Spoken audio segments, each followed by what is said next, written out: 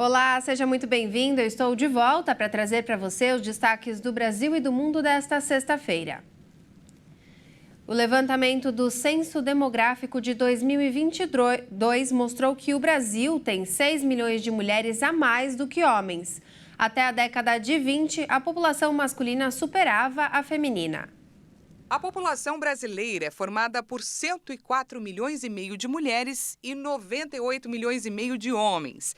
Segundo dados do censo do IBGE, a diferença estimada em 6 milhões de habitantes é 52,6% maior do que a apurada em 2010, quando o Brasil tinha 3 milhões e 900 mil residentes a mais do sexo feminino. A evolução confirma a tendência observada desde o censo de 1940, quando a população feminina já superava a masculina. O relatório anterior, coletado em 1920, mostrava que existiam 250 mil homens a mais do que mulheres no Brasil. Com os aumentos, é possível também identificar que a diferença disparou 1.152% desde 1970, ao passar de 480 mil para os atuais 6 milhões e 15 mil. Na época, o país era habitado por 46 milhões e 800 mil mulheres e 46 milhões e 300 mil homens. De acordo com o censo, todas as grandes regiões mantêm a tendência de redução no número de homens ao longo dos anos. Mas o norte do país apresentou em 2022, pela primeira vez, uma população masculina menor do que a feminina. Já o sudeste se manteve com a menor proporção desde o ano 2000. Ainda segundo o IBGE, a análise mostra a maior proporção de homens desde o nascimento até os 19 anos, mas diminui com a idade devido às mortes por causas externas. A partir do grupo etário de 25 a 29 anos, a população feminina se torna majoritária em todas as regiões. O censo também revelou que o país está envelhecendo. Em 2022, haviam menos crianças e o número de idosos dobrou em relação a 2000. A população do Brasil está mais velha. O número de pessoas com 65 anos ou mais dobrou nos últimos 22 anos em relação à população total. Essa faixa etária representava 5,9% do total em 2000. Em 2010, passou para 7,4% e em 2022 subiu mais e atingiu 10,9%.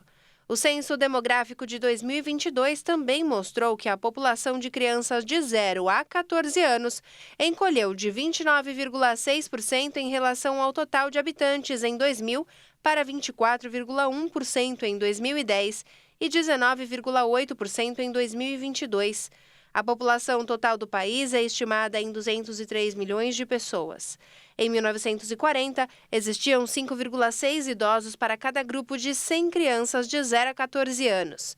Em 2010, esse índice era de 30,7 idosos para 100 crianças e, em 2022, de 55,2 idosos para 100 crianças.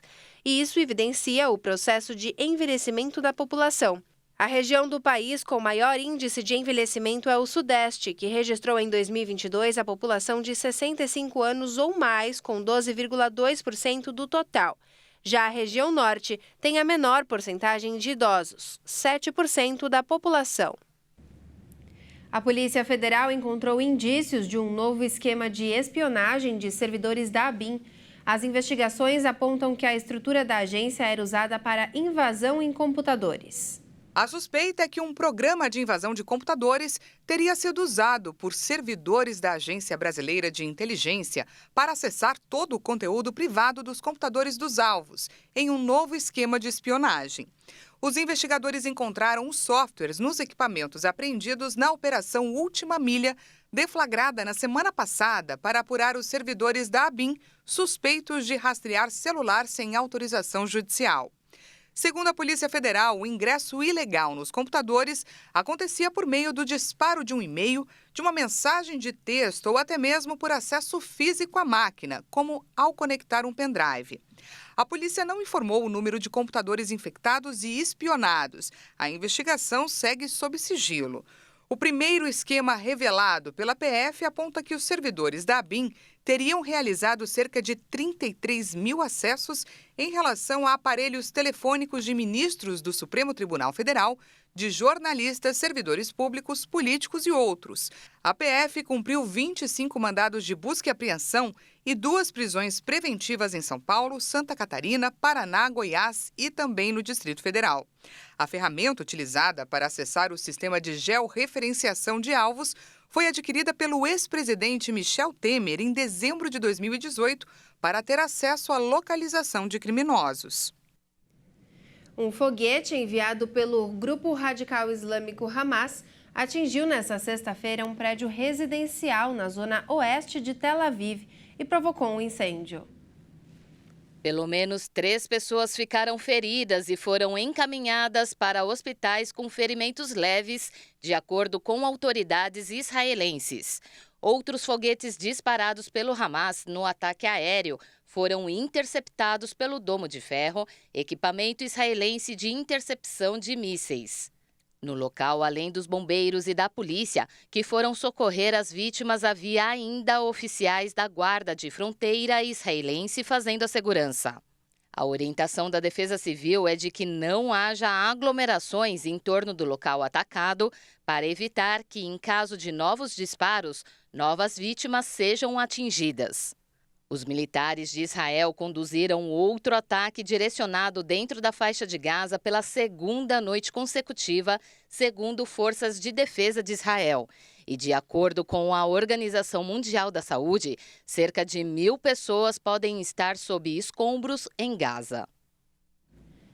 E o ex-primeiro-ministro da China, Li Keqiang, morreu aos 68 anos, vítima de um ataque cardíaco.